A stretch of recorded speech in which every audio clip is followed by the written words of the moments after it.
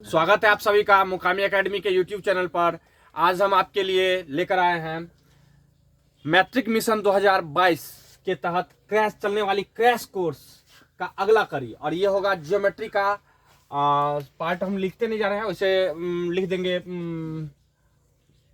Thumbnail पर, यानी videos पर दिख जाएगी। पार्ट थर्ड है, ये पार्ट थर्ड है बच्चों। Yes sir. और इसमें हम लोग चलेंगे आज की जो मूल पॉइंट है ये। लेकिन उससे भी पहले, सबसे पहले हम बताए थे कल भी कि यहाँ हम फिजिकल क्लास में भी बच्चों को डेली पूछताछ करते हैं, और इसीलिए ऑनलाइन और यूट्यूब वाले बच्चों को भी पूछताछ की एक कह सकते हैं कि पद्धति स्टार्ट किए हैं। तो ये पूछताछ के सिस्टम में सबसे पहला क्वेश्चन है हमारा कि आप लोग कमेंट में जवाब देंगे कि रिजु कोण का मान कितना होता है।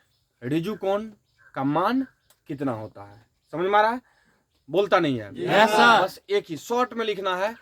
चूंकि एक क्वेश्चन इससे पहले पूछे थे जो लॉन्ग में था, तो टाइपिंग में बच्चों का ज्यादा समय जाएगा, इसीलिए हम सोच रहे हैं कि ऑब्जेक्टिव टाइप में से ही क्वेश्चन निकालें, ताकि एक वर्ड या एक कह सकते हैं कि प्राय एक वर्ड में हो जाए, ऑप्शन छोटा हो, है ना। तो ऑब्जेक्टिव टाइप का ही क्वेश्चन हम इसमें डालेंगे। वैसे भी 50% ऑब्जेक्टिव लगभग सभी बोर्ड में कर दिया है, बिहार बोर्ड में तो ऑलरेडी है ही। समझ रहे बच्चों? Yes sir. तो इसीलिए हम लोग चलेंगे आज का कि रिजु कोण का मान कितना होता है। ऑप्शन नंबर ए, हम चारों ऑप्शन डाल देते हैं। Option number A 0 degree, option number B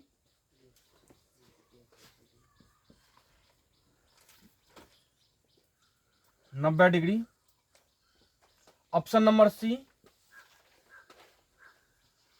180 degree, और ऑप्शन नंबर डी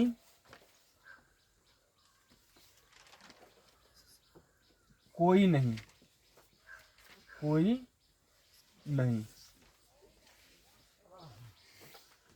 तो इसमें आप लोग केवल ऑप्शन नंबर लिख देंगे तो भी चल जाएगा। जैसे मान लेते हैं सपोज ए नंबर होगा तो ए नंबर, सी नंबर होगा तो सी लिख कर छोड़ देंगे तो समझ जाएंगे हम। और यदि ऑप्शन के साथ ए में मान लेते 0 डिग्री, यदि नहीं ऑप्शन के साथ डाल ही देंगे, ए डाल देंगे ऑप्शन में, ए के आगे लिख देंगे 0 डिग्री, उसके बाद सी डाल के फिर आगे लिख देंगे हैफन या कोस्ट ब्रैकेट में डाल के 180 डिग्री। यानी जो भी होगा आप अपने अनुसार करेंगे, वो डाल के और कमेंट में लिख दीजिए, ताकि आपको भी सुविधा हुई और हमें भी सुविधा हुई। तो अब इसी तरह से प्रत्येक दिन क्वेश्चन रहेगा। एक क्वेश्चन के बजाय हम 2 क्वेश्चन डाल देंगे, एक शुरुआत में डालेंगे और एक लास्ट में डालेंगे। आज जो पढ़ा रहे हैं इस टॉपिक, इससे रिलेटेड एक क्वेश्चन डालेंगे नेक्स्ट, यानी लास्ट में, वीडियो के लास्ट में। और कल वाला यानी पिछले वाले टॉपिक से एक डाल दिए शुरुआत में। समझ में आ रहा है? तो क्वेश्चन 2 कर दिए हैं, लेकिन टाइप क्या कर दिए? ऑब्जेक्टिव। बच्चों को सहूलियत होगा, टाइपिंग में समय नहीं जाएगा। समझ रहे हैं बच्चों? हाँ, तो मिटा दे हम इसको। उम्मीद है सभी देख रहे होंगे और इसको देखकर चलेंगे आगे। हम लोग चलेंगे आज के टॉपिक पर, तब तक के लिए इसको मिटा रहे हैं। आज का सबसे पहला टॉपिक है शीर्ष बिंदु। क्या है? शीर्ष बिंदु। और शीर्ष बिंदु बताए थे शायद, इससे पहले भी चर्चा किए थे हम, कि शीर्ष बिंदु को प्रायः बच्चा नहीं समझ पाता है। शीर्ष बिंदु को प्रायः नहीं समझ पाता है। समझ रहे हो? और बच्चों को लगता है कि कोण को ही शीर्ष बिंदु कहते हैं और शीर्ष बिंदु को ही कोण कहते हैं, दोनों सेम ही है, लेकिन दोनों में अंतर है। तो शीर्ष बिंदु किसे कहते हैं? सीधा इसका परिभाषा कर सकते हैं कि कोण बनाने वाली भुजाएं जिस बिंदु पर आपस में मिलती है, कोण बनाने वाली दोनों भुजाएं जिस बिंदु पर आपस में मिलती है, उस बिंदु को क्या कहते हैं? शीर्ष बिंदु। क्या कहते हैं? शीर्ष बिंदु। सपोज दैट ये ओ पर मिल रही है तो ये ओ शीर्ष बिंदु हो गया। एग्जांपल में ये लिखोगे, ये ए हो गया, ये ओ हो गया, ये बी हो गया। समझ में आ रहा है? तो ये ओ हमारा शीर्ष बिंदु हो गया। क्या हो गया? शीर्ष बिंदु। समझ में आ रहा है बच्चों? इसी तरह से यदि हम चलेंगे त्रिभुज में, तो ये एक त्रिभुज की आकृति हो गई, तो ये एक बिंदु शीर्ष है, ये बिंदु शीर्ष है, और ये शीर्ष बिंदु है। कोई दिक्कत? अब क्या होगा? कोण किसे कहते हैं? तो कोण का डिफिनेशन पिछले वीडियोज में पढ़ा दिए हम। आप लोगों को भी यदि नहीं देखे हैं कोण वाला वीडियो, तो कोण का परिभाषा प्लस कोणों का प्रकार और उस सभी का परिभाषा बताए हैं हम। उस वीडियोज का लिंक इस वीडियो के डिस्क्रिप्शन में डाल देंगे। आप लोग जाके चेक कीजिए डिस्क्रिप्शन को और उस वीडियो को निश्चित रूप से देखिए। हर वीडियोज में लगभग हम पिछला लिंक, वीडियोज का लिंक डालेंगे और या रिलेटेड वीडियोज का लिंक डालेंगे। आप लोग उसे भी देखिए और कमेंट कीजिए। हर वीडियोज में जो दिक्कतें होती है वो भी कमेंट कीजिए, या कोई सुझाव है, सलाह है तो वो भी कमेंट कीजिए, ताकि हम और बेहतर कर सकें। तो हम लोग चल रहे हैं इसमें कोण। तो कोण बताए थे कि ये दो भुजाओं के बीच जो झुकाव होती है या दो तलों के बीच जो झुकाव होती है उसे क्या कहते हैं? कोण। क्या कहते हैं? तो झुकाव के माप को कोण कहते हैं। दो भुजाओं के बीच के झुकाव के माप को कोण कहते हैं। लेकिन दोनों कोण बनाने वाली भुजा या तल जिस बिंदु पर मिलती है उसे क्या कहते हैं? शीर्ष कहते हैं। दो कोण बनाने वाली दोनों भुजाएं जिस बिंदु पर मिलती है उसे क्या कहते हैं? क्या कहते हैं? समझ में आ रहा है बच्चों? उम्मीद है सबको समझ में आ गया होगा। एग्जाम्पल भी आप लोग लिख लिए होइएगा। आगे हम लोग चलेंगे नेक्स्ट टॉपिक में। इसीलिए दोनों को एक समझना, यानी शीर्ष और बिंदु को एक समझना अनर्थ है। क्या है? अनर्थ है। तो अब तो नहीं समझेंगे ना। एक शीर्ष एक बिंदु होती है, लेकिन कोण दो भुजाओं के बीच का झुकाव होता है या झुकाव की माप होता है। कर सकते हैं? चले हम आगे। नेक्स्ट पॉइंट है हमारा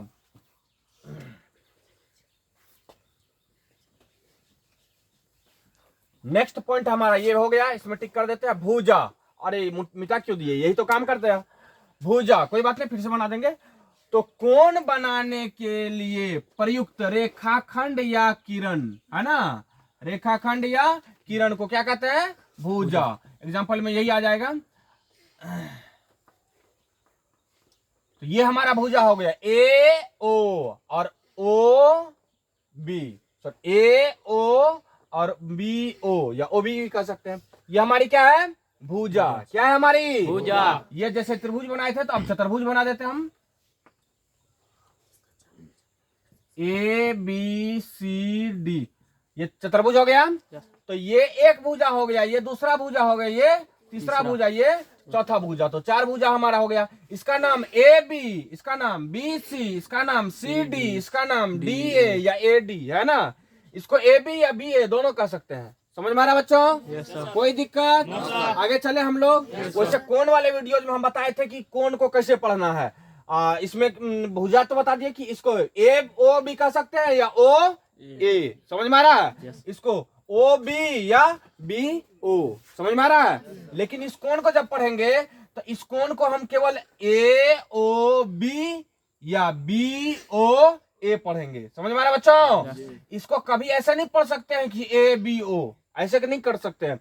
क्योंकि जहां कोण बन रहा है उसको कहां रखते हैं? बीच में। समझ में आ रहा है? तीन बिंदुएं लेकर चलती है। एक भुजा की अंत बिंदु और दूसरे भुजा उस दूसरा जहां कोण बन रहा है बीच में उसको रखते हैं, और तीसरा जो है दूसरा भुजा जो होती है उसका अंत बिंदु, है ना, अंत बिंदु या कोई एक पॉइंट ले लेते हैं। तो इस तरह से हमारा वो कोण होते हुए गुजर जाती है। समझ गए कोण को कैसे पढ़ते हैं? बोलता नहीं है। पिछले वीडियो में जैसे बताए थे। तो समझ में आ गया भुजा किसे कहते हैं? कोण बनाने में प्रयुक्त रेखाखंड या किरण को भुजा कहते हैं। कोई दिक्कत? No sir. वीडियोज को रोक के या स्लो करके और तब परिभाषा को लिख लेंगे सभी बच्चे, और एग्जाम्पल भी नोट कर लेंगे कॉपी में। यूट्यूब वाले बच्चे खास करके, समझ रहे हैं? और आने वाले समय में हम यूट्यूब पर भी PDF डाउनलोड कर अपलोड कर देंगे। आप लोग उसके डाउनलोड कर पाएंगे, और ये ऑप्शन हम बहुत जल्दी देने वाले हैं। ठीक है? ताकि आप उसे डाउनलोड करके प्रिंट भी निकालना चाहे तो प्रिंट निकाल सकते हैं, या नहीं तो डायरेक्ट फोन से अपना लिखना है या देखना है तो आराम से देख सकते हैं। तो हमारा भुजा भी क्लियर हो गया। हो गया? बोलता नहीं है? Yes sir. फिजिकल वाले बच्चे तो बोलो। Yes sir. वाले बच्चे भी कमेंट कर सकते हो कि हो गया, या जो पूछे वैसे तो कमेंट आते रहती है, वीडियोज के बीच में हम देख नहीं सकते हैं। चलो हम लोग आगे चल रहे हैं। हमारा नेक्स्ट पॉइंट है तिर्यक छेदी रेखा। नाम से स्पष्ट है, तिर्यक मतलब तिरछा, छेदी माना छेद करने वाला। गांव घर में या कहीं भी नाम भी होता है किसी किसी का छेदिया होता है ना। Yes sir. तो ऐसे लोग रख देता है बगैर सोचे विचारे। तो छेदी माना छेद करने वाला, और तिर्यक माना तिरछा। तो सीधा सा मतलब हो गया कि जब दो या दो से अधिक सरल रेखाओं को कोई रेखा तिरछी होकर काटते हुए आगे बढ़ जाती है तो तिर्यक छेदी रेखा कहलाती है। ये उम्मीद है सबको दिख रहा होगा। चमक तो नहीं रहा? कैमरामैन से पूछेंगे, चमक तो नहीं रहा? आगे हम ये इसको मान लेते हैं m, इसको मान लेते हैं n और इसको मान लेते हैं l। तो हमारा l तिर्यक छेदी हो गया। क्या हो गया? l हमारा क्या हो गया? तिर्यक छेदी रेखा। समझ में आ रहा है? हम लोग आगे चलेंगे। परिभाषा फिर से कि वैसे रेखा जो दो या दो से अधिक सरल रेखाओं को प्रतिच्छेद करते हुए आगे बढ़ जाती है तिर्यक छेदी रेखा कहलाती है। कोई दिक्कत? No sir. सभी बोलो। No sir. चले आगे। एग्जाम्पल में ये नोट कर लेंगे और लिख देंगे नीचे क्या कि यहाँ L तिर्यक छेदी रेखा है। ठीक है, चलो हम इसको मिटाएंगे नहीं क्योंकि यही काम देगा अगला पॉइंट में। तो तिर्यक छेदी रेखा हमारा क्लियर हो गया। हो गया। नेक्स्ट पॉइंट हमारा एकांतर कोण। एकांतर कोण। तो सबसे पहले हम लोग आ जाते हैं, यहाँ दिख रहा है ये यस सर। एकांतर दो शब्दों से मिलकर बना है, एक जोड़ अंतर, एक जोड़ अंतर। अब तुम लोग इसमें से जो हिंदी पढ़ा होगा तो उसमें एक चैप्टर हिंदी व्याकरण में संधि क्या है? संधि। और संधि में स्वर संधि होता है। तो यहाँ स्वर संधि जैसे लास्ट में क्या है? कुछ नहीं तो अ। यहाँ क्या है? अ। तो ये दोनों जुड़कर हो जाएगा ए क। ए क तो है, ये है और मिलकर बन गया आ। तो एका हो गया। ये अनुस्वार ऊपर में था तो लग गया ऊपर में तो अर्थात एक जोड़ अंतर मिलकर बना एकांतर। समझ में आ गया। एक का अंतर का मतलब हो गया जैसे अभी लाइन में 5 बच्चे खड़े कर दें, एक को लड्डू दिए, फिर दूसरे को छोड़कर तीसरे को लड्डू दिए, फिर चौथे को छोड़कर पांचवें को लड्डू दिए, यानी एक छोड़कर एक, एक छोड़कर एक, एक छोड़कर एक, इसको कहते हैं एक का अंतर। क्या कहते हैं? एक का अंतर। समझ में आ रहा है? Yes sir. समझ रहे हो? Yes sir. कोई दिक्कत? No sir. जैसे मान लेते हैं हम स्टडी मटेरियल्स दे रहे हैं, हमारे पास 50 स्टडी मटेरियल्स है लेकिन 100 बच्चे हैं बैच में। कितने बच्चे हैं? 100। तो क्या करेंगे? एक छोड़कर एक, एक छोड़कर एक, एक छोड़कर एक देंगे, है ना? तो ये क्रिया भी एक का अंतर कहलाएगा। क्या कहलाएगा? एक का अंतर। समझ में आ रहा है? कोई दिक्कत? वैसे एक कम ज्यादा होना भी एक का अंतर कहलाता है। ठीक है, तो हम लोग इसको समझ गए। तो अब स्पष्ट है कि भाई इसमें एक का अंतर क्या होता है।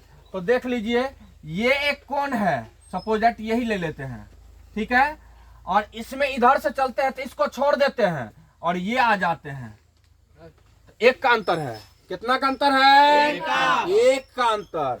यानी एक को छोड़ दिए यहाँ आ गए, तो इसीलिए यही कहलाएगा क्या?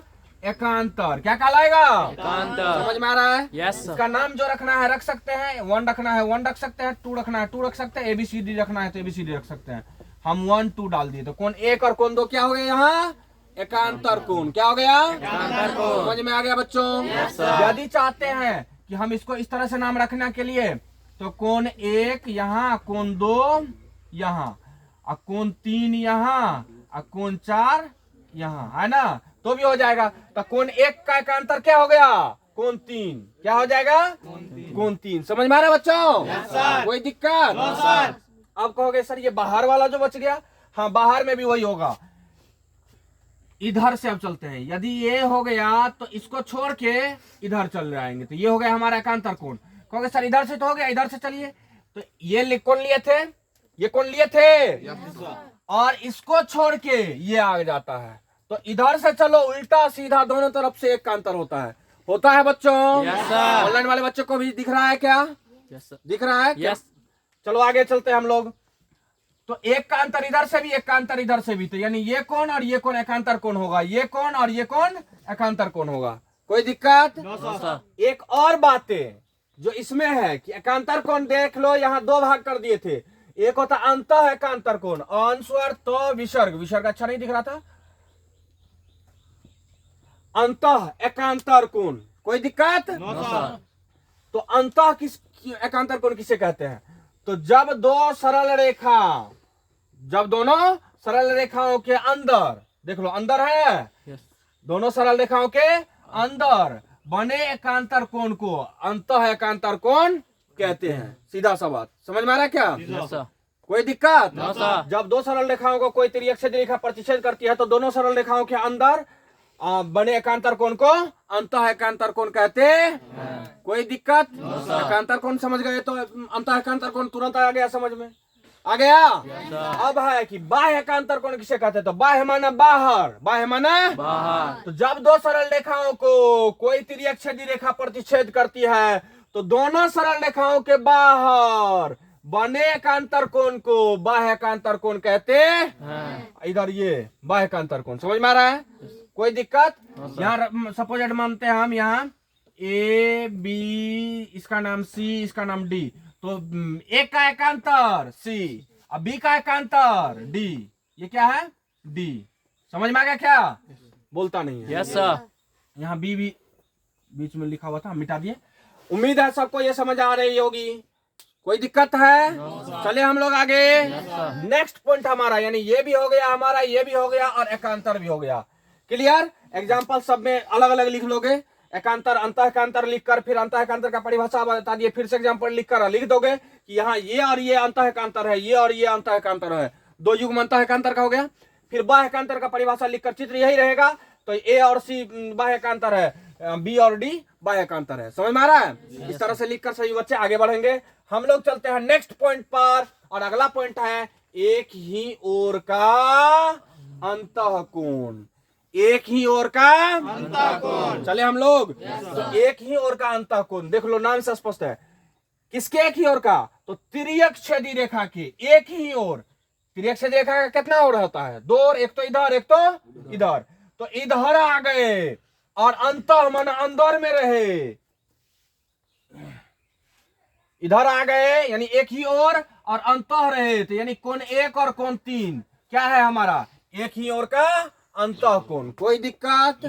परिभाषा कहोगे कैसे बोलेंगे, तो बोलेंगे जब दो या दो से अधिक सरल रेखाओं को कोई तिर्यक छेदी रेखा प्रतिच्छेद करती है, क्या करती है, प्रतिच्छेद करती है, तो दोनों सरल रेखाओं के अंदर और प्रतिच्छेदी रेखा के एक ही ओर बने अंतः कोणों को एक ही ओर का अंतः कोण कहते हैं। कोई दिक्कत। No sir. इसी तरह से हमारा ये क्लियर हो गया। अब ये बचा है एक ही ओर का बाह्य कोण, एक ही ओर का बाह्य कोण। बाह्य कोण। तो जब दो या दो सरल रेखाओं को कोई तिर्यक छेदी रेखा प्रतिच्छेद करती है तो कहोगे सर अंतः कोण वाला फिर से एग्जांपल बता देते हैं। ये कोण एक और कोण तीन, एक ही ओर का अंतः कोण हो गया, एक ही ओर हो गया अंदर में हो गया, तो हो गया ना एक ही ओर का अंतः कोण। Yes sir. और ये दो और तीन एक ही ओर, प्रतिच्छेदी रेखा के एक ही ओर हो गया। Yes sir. बोलता नहीं है। Yes sir. और अंतः हो गया, यस। तो इसीलिए एक ही ओर का अंतः कोण। कोई दिक्कत। No sir.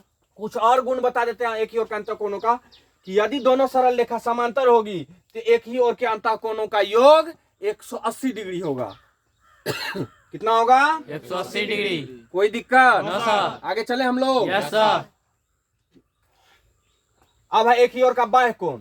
तो जब दो सरल रेखाओं को कोई तिर्यक छेदी रेखा प्रतिच्छेद करती है तो प्रतिच्छेदी रेखा के एक ही ओर, आगे एक ही ओर और दोनों सरल रेखा के बाहर, तो ये ए और डी प्रतिच्छेदी रेखा के इधरे है, यस सर। एक ही ओर हो गया। Yes sir. और बाहर है तो बाह्य हो गया, यस। तो एक ही ओर का बाह्य कोण कहलाया ना ये। यस। ए और डी हमारा एक ही ओर का बाह्य। बाह्य कोण है। इधर आ गए तो एक ही ओर यानी बी और सी हो गया, यस सर। और बाहर है तो इसीलिए बाह्य। कोई दिक्कत। No sir. हो गया एक ही ओर का बाह्य कोण बी और सी। कोई दिक्कत। No sir. आगे चले हम लोग। Yes sir. उम्मीद है आप लोगों को ये पूरे वीडियोस पूरी तरह से समझ में आया होगा, ब्रेन में सेट और एडजस्ट हो गया होगा। आपको इस वीडियो को अंत तक देखने के लिए दिल की गहराइयों से बहुत बहुत धन्यवाद। और नेक्स्ट वीडियो हम लेकर आएंगे कल। तब तक के लिए जय हिंद, जय भारत।